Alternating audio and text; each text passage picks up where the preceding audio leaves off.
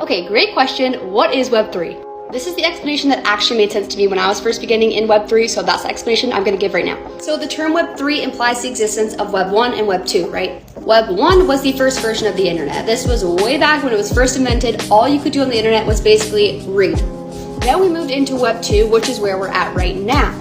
Not only can we read and get information like that, but we also have access to social networks. We can post videos and pictures. We're able to do so much now. However, there's a lot of issues now with Web 2. It's incredibly centralized, and what I mean by that is there's a few giant tech companies that basically own the entirety of Web 2. Google, Facebook, Twitter, YouTube. And us as users of these social networks and also creators on these social networks are actually the products. These companies are making all of their money off of our data, and we have absolutely no control of our presence on the internet. For example, us content creators, our TikTok accounts, our YouTube accounts could be taken away like that. Our audience is see you later, our content is gone.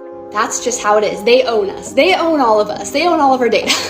And then there's things like paid ads. Marketers and businesses these days are dumping thousands, millions of dollars into Facebook and Google ads, which are centralized platforms. So these ads not only are going up in cost over time a lot, but marketers and businesses, on the other hand, don't have a lot of transparency into exactly where their ads are going. And creators, on the other side of that, aren't usually getting properly compensated for ads being run on their content, even though creators are the ones that are actually driving traffic to these social media networks. Now let's talk about Web 3. Terms you might be already familiar with when it comes to Web 3 is cryptocurrency, NFTs. What makes those things Web 3 is that they're actually decentralized, built on the blockchain, which is basically technology that allows us to do things without needing a governing entity. So in Web 3, we're going to have decentralized social media, which is fantastic, especially if you're a content creator, for example. When you're on a decentralized social media or multiple decentralized social media channels in Web 3, you actually own your little part of the internet. You own your audience, and they're going to come with you to all of these social networks. Unlike Web 2, when you have to build up your following on all these different platforms and have the risk of it all being taken away. The biggest difference basically between Web 2 and Web 3 is the decentralization of it all.